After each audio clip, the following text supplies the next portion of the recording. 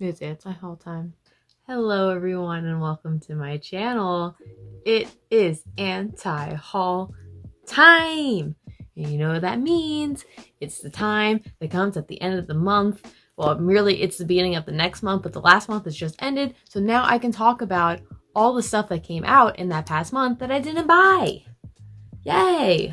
If you haven't seen one of my anti-hauls, it's exactly what I just said. I talk about things that came out that I didn't buy, and it's supposed to help us like feel better about not buying everything. So often in K-pop we feel like we have to buy things to support the artists we like.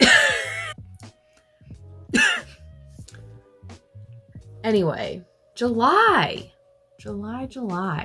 God, I feel like July went by so fast. Part of that's because I filmed my last anti-haul in like the middle of July. Feels like I just made one of these, but I'm only gonna be a little late on this one. So looking back on July, pretty average month, I'd say. Not too many stuff I bought, it's probably not gonna be that exciting of a video. It's probably not something I should say. So getting started. So I'm going to start off by saying the albums I did buy this past month. So spoilers, I'm not going to talk about these albums at all later in the video because I'm going to talk about them more when I unbox them. This is more about talking about the albums I didn't buy. So albums I did buy. We got Red Velvet, Irene and Solgi.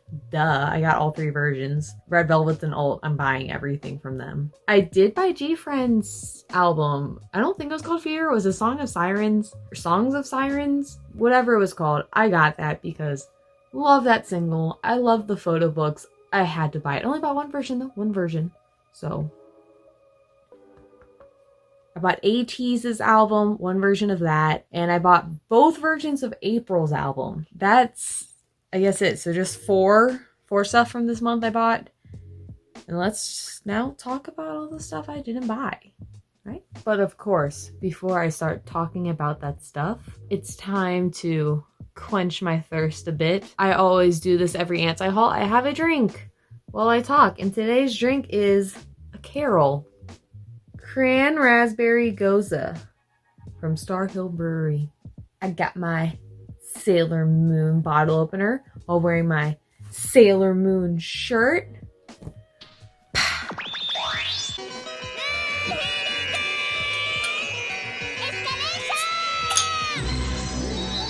My cat is sitting right next to the camera. Cheers. Oh, that's good.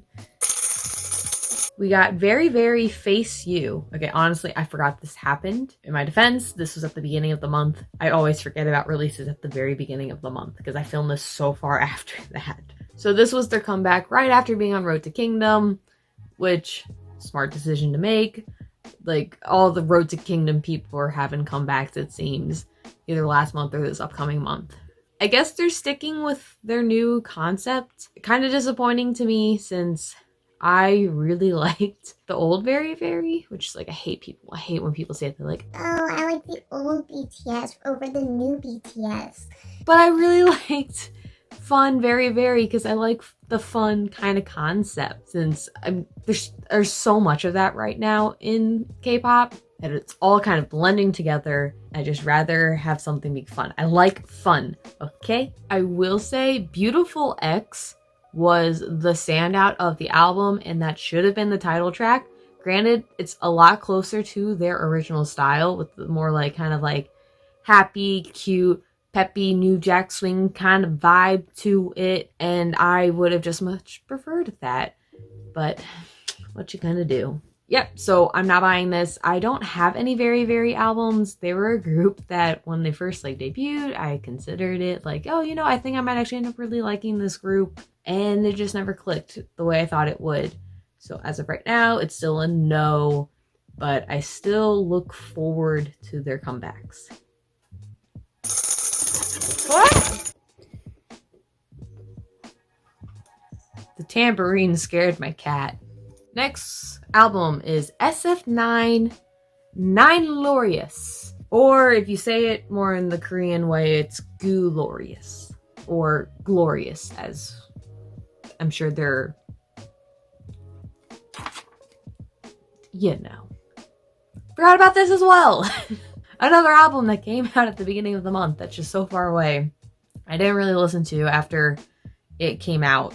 The title track, in terms of SF9 title tracks, one of their more forgettable ones, but I do think this is actually one of their better albums, which I don't know if that's a controversial opinion, but I thought overall it's really solid. A lot of the times with SF9 albums, I find there's one B-side that's just like heads above the others, whereas this one, they're all pretty like level in terms of just like actually being really good. There's not much to say here. With SF9 is such a weird group for me. I started to collect them and then I stopped collecting them because I just forgot to collect them. And for the most part, I don't buy new albums from them. I buy used albums to kind of save money. Sometimes when I'm not doing financially well, I kind of forget to do that. So that's where I'm at right now. I've forgotten to buy like 4 albums behind now with them. It's like so far now that I like, it feels like a chore to me to try to collect them. I really like SF9. They're one of my top 10 boy groups probably. Like I really cannot afford to just be buying albums for the sake of buying albums. Like there has to be some pull. And like as much as I would love to be collecting every single SF9 album, I just can't right now. And this didn't like have that like, you know. So I'm sorry, SF9. Chana Play, a single. You can't stand single releases. Not only is it a single, it's a pre-release single. Her second one that has a physical release for it. Oh my god, just release the damn album already, please. Please.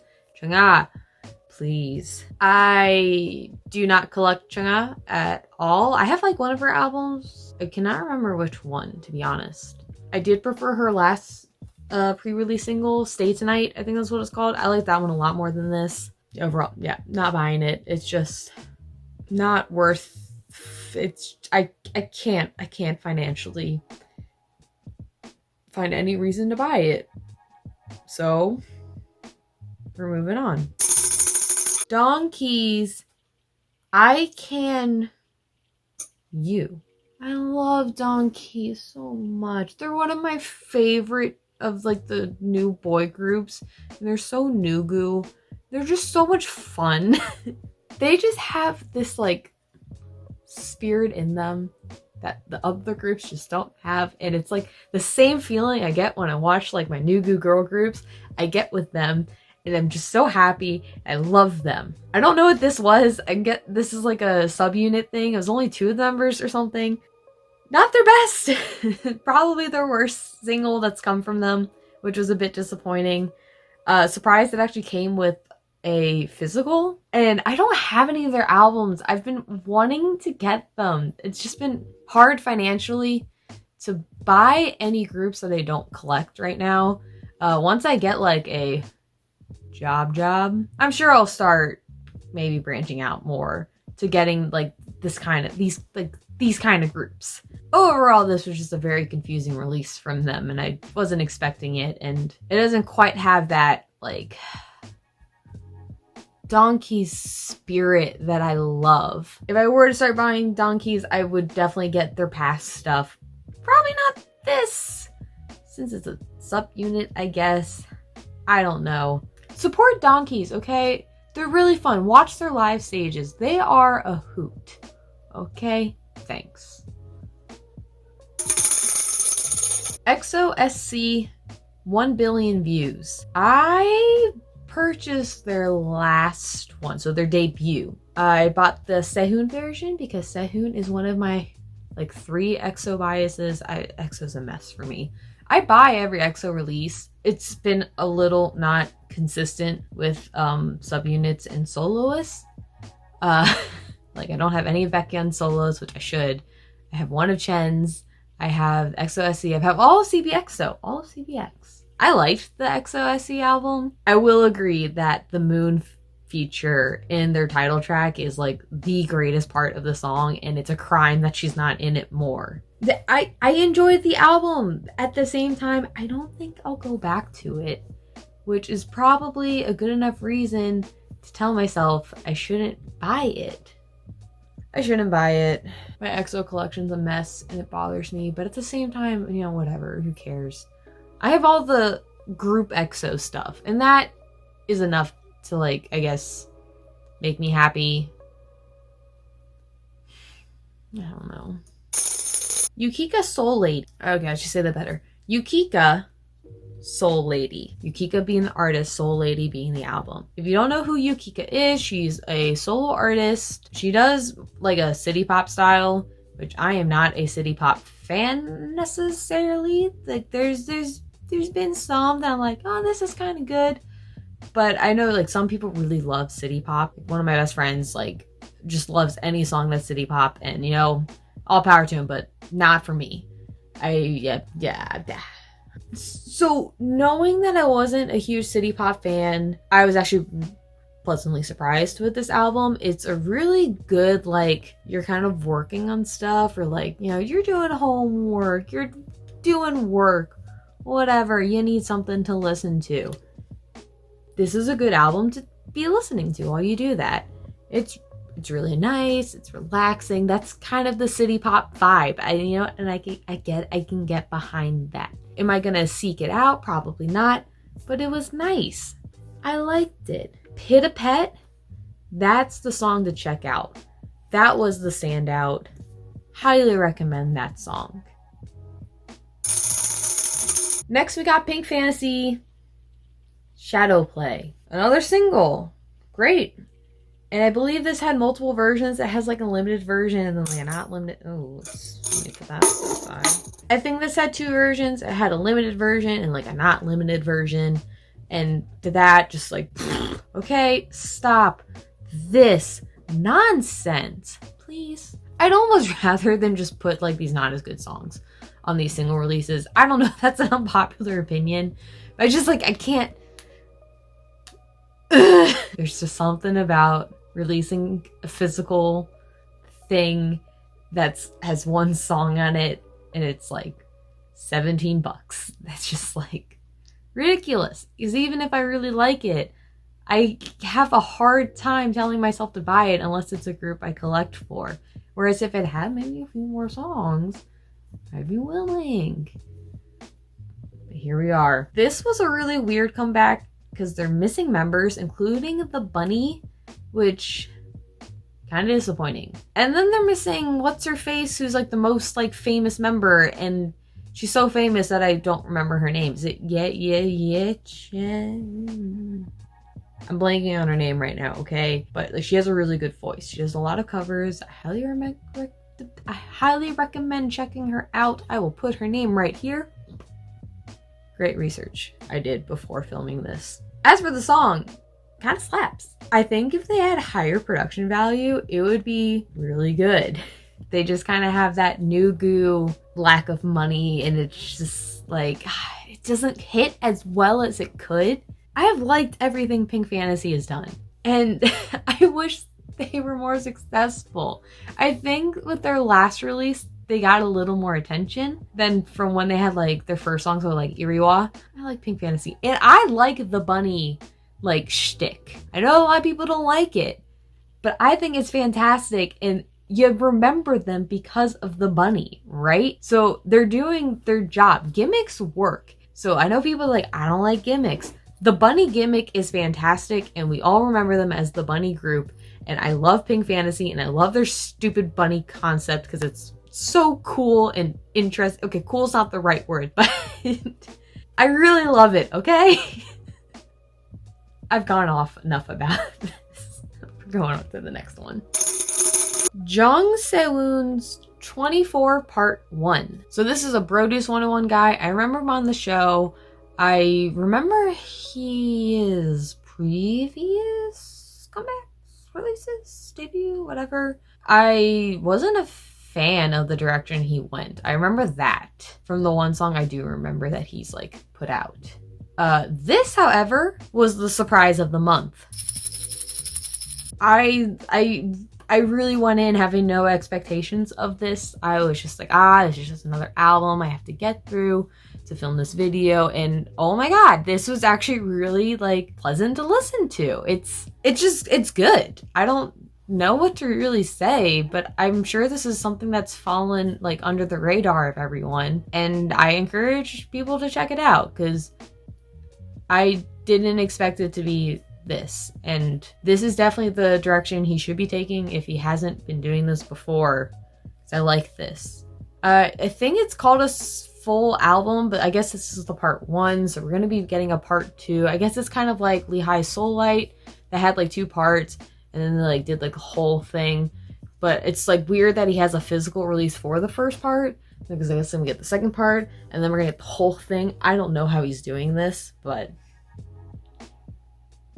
do you, I guess. Now, as much of a surprise it was, I don't think I'm going to be purchasing it. I will get back to you on that once the second part comes out, and I'll like look into it again, because for all I know, I might end up really liking the second part even more. I don't know. Next, we got 2 running together. Now, okay, is it 2 or TOO? Like, I really don't know. So I'm just gonna go with 2, but I feel like this is like an EXID, X-side situation where a lot of people said X-side when it was really EXID, and I'm just ignorant. I don't know. This is fun. This is fun. I like fun. This is fun. So I liked it. I enjoyed this way more than their debut. This is definitely more the direction they should go. This is more like fun, more different. I don't know. I liked it. Also, they had Dancing in the Moonlight as like their last song. And their last one, they had, was it Can't Hurry Love? Please continue this trend. I love this kind of stuff. It isn't necessarily like that it's good, but it's fun and it puts a smile on my face. This one wasn't like a strict like cover of the song, but like it's obviously like taking Dancing in the Moonlight, like, anyway, to make this a thing, keep this gimmick, okay? I love gimmicks. We got Jungs Simple. Eunji, she's from A-Pink, and yeah, she's the main vocalist. She has a fantastic voice. So what really more is there to say? Actually, a lot. I have a lot to say about this.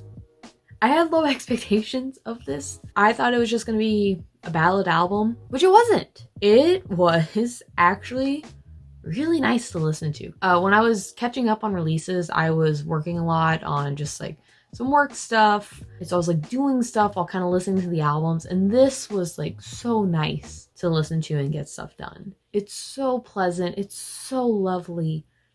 Beautiful voice. I was really surprised by this. I don't collect A-Pink at all, so I don't have this connection with the group or the members to buy this. I really want to revisit this release because it was really pretty. The last track, A Slow Child, is gorgeous. It's so gorgeous. I'm definitely gonna look back on this release. I don't think I'll end up buying it because it wasn't like this, like, oh my god, I have to have this. Like, it didn't really have like this impact on me. But next we got 1the9 Turnover. I just like to say good on them for continuing their contract just so they could release this comeback. I think they were supposed to disband like a month ago, but like with COVID and whatnot, they like couldn't have this comeback at the time that they should have, so they like extended the contract like a month later so they could do that. I think that's really cool than just kind of like, you know, contract's over, we're done, sorry, you guys really only had like that 1 or 2 releases that they gave us. I like totally forgot about this group, and I think a lot of people did. I'm not a huge fan of temporary groups to begin with. The produce groups are kind of like the only ones that really have like had this impact. I mean, I guess if there's Promise, but they're like not, they don't count. Honestly, this was a good release. I don't think there was a bad song on the album, which I was kind of shocked by. I don't have high expectations a lot of the times with boy groups that like aren't already my favorites, but I'm willing to give them a try, and this was good. It was good. I don't know any of the members though. I didn't watch the show. I have none of their albums. There's no reason for me to really buy this because it wasn't like that big of an impact on me. And they're also not like I don't want to say they're not a group, but they're a temporary group. So there also isn't that like guilt of like, I have to support them. Do you know what I mean? Because they're disbanding anyway. It's not like me buying this album is going to prevent them from disbanding. So that guilt's kind of not there. So yeah. Eric Nam, The Other Side. I had no idea this was coming out. I don't remember teasers for this. I also didn't pay attention too much to like releases and trailers and teasers and whatnot from July. I kind of had to step away a bit because I had like school stuff I had to do. July's been a month for me, okay? Eric Nam's not really my style. He's not much of like the K-pop. You know, he doesn't have like the glitz and glam and shebang and whatnot of the K-pop genre. Didn't have expectations going into this. It was pretty much, I guess, what I did expect. Even though I just said I didn't have expectations, it was what I expected. It's not like it's bad. It's not bad at all. Like, it's pleasant music, and I can see why some people would like it. It just doesn't have, like, the K-pop feel to it that I really, like, latch on to. There was one song that I really liked. Down For You. I'll give him that. That song had some, like, flair to it or something that I was like, oh... Okay. Other than that, I can't say I remember too much from the release, and I don't have any Eric Nam albums to begin with, so why start now? I don't know. Last album we got is Kimbo 99, or I'm guessing it's Gugu, or it's just what 99 is in Korean, which I don't think is Gugu, but I just know 9 is Gu. I don't speak any kind of Korean. So Kimbo, if you don't know who Kimbo is, it's 2 members of Spica. If you don't know who Spica is, click off this right now and go research Spica, because they got some bops, okay? They're a little not well known from their period in K-pop. They're usually known as being one of the best vocalistic groups in K-pop, and yeah, they got great vocalists. So Kimbo also great vocalist. And I'm honestly really surprised they even had a comeback, and I'm happy they did. I think they're just kind of having fun with this. And I love that. Like, this was fun. This was good. It's a single, so I don't plan on buying it. I also don't have any Spica albums because they're a little bit before my time. One thing I'm going to say is the album has like so many remixes of the title track. It's like 3 different remixes. They're all named after birds for some reason. I think I'm missing something with that. I liked the peacock and the chicken remix. Not a fan of the parrot. So that's all the albums of the past month. I'm going to take some time and talk about some like extra stuff. And this is like extra stuff that was like announced this month that I feel like I got to talk about. The first thing I'm going to talk about is something I plan on buying, and that's IU Love Poem Concert. IU rarely releases concert DVDs, so I'm totally 100% buying this because I love IU. Yeah, I'm buying it. There's not much more to say about this. It doesn't come out till like September, so it's going to be a birthday present to myself. Whatever, I'm buying it. We got SF9 Light Sticks. 2 versions of a light stick. 2 versions of the second version of their light stick. I would be so pissed if one of my groups came out with 2 versions of a light stick like at the same time. And I feel like the first version of the light stick didn't come out that long ago, so now they're on version 2, and there's 2 versions of version 2. There's like a black and a white version, and then it's just like light sticks are already like $50, so if you're like a hardcore like collector of SF9, you're probably gonna feel like you gotta buy both, and that's like $100. I really hate that. Ugh.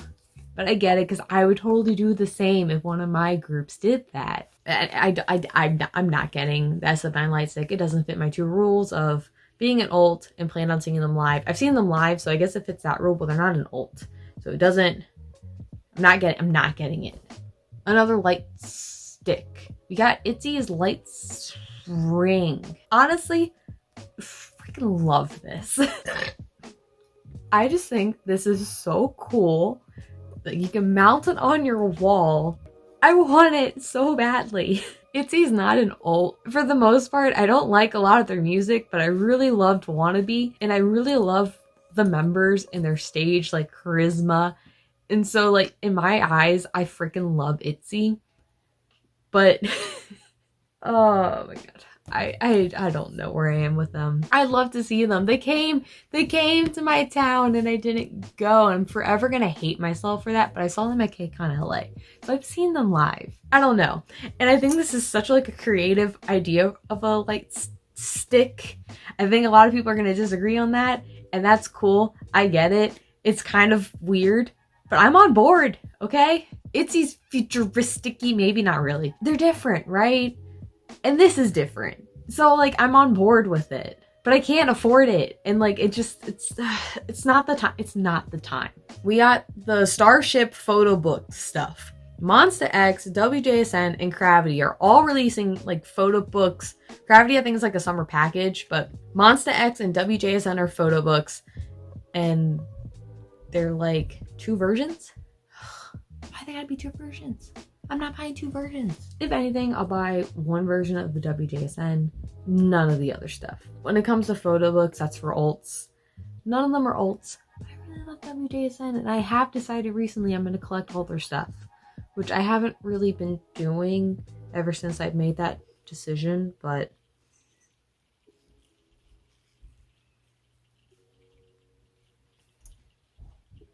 I could buy a photo book of them. BTS memories of 2019. I do not really collect the extra BTS stuff anymore. At one point I did. I haven't really gone too much into like my K-pop history on the channel, but I used to be really into BTS. I feel like that's not a surprise, but I stopped. A lot of these extra stuff costs so much money that you really have to prioritize it based off of like, they got to come from your favorites, your ults, the ones you're having these like collections of. And I don't really have that BTS collection. Like I'm not buying every version. I'm not buying season greetings, all the extra shebangy stuff. So I'm not buying this. The Luna summer package.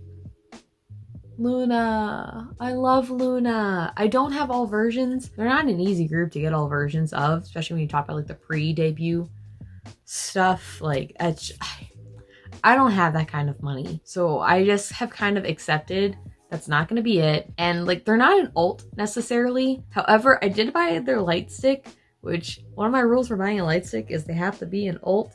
So they're like the tier right here. Like alt, here's Luna. I need to revisit my rules someday and like where my groups stand. I could probably make that a video. I'll see. I'll figure it out. I've bought their fan kit. I didn't buy their season's greetings. I really wanted to buy their season's greetings. And I'm in the same boat with this of like, I want to buy it, but I shouldn't. I really shouldn't. I'm not going to. And it's gonna hurt me inside. My wallet will be fine, and I'll be able to spend that like $60 on like 3 albums, which, you know, when I put it that way, that's a much better plan. What am I gonna do? Just have it sit on my shelf? It's God. I sometimes really hate that I collect K-pop stuff. This is one of those moments where I wish I was rich. What a sad way to end this. Okay. I finished my drink. I finished talking about everything. The video is now done. Thank you if you made it this far. I am getting close to 500 subscribers. I'm also getting close to 500 albums. I have a huge haul I'm going to be filming. Like, I feel like there's like 20 albums I'm opening. I don't know. There's like 10 boxes. So look forward to that. I'm hoping I can time the 500th album to the 500th subscriber. I don't know. We'll see.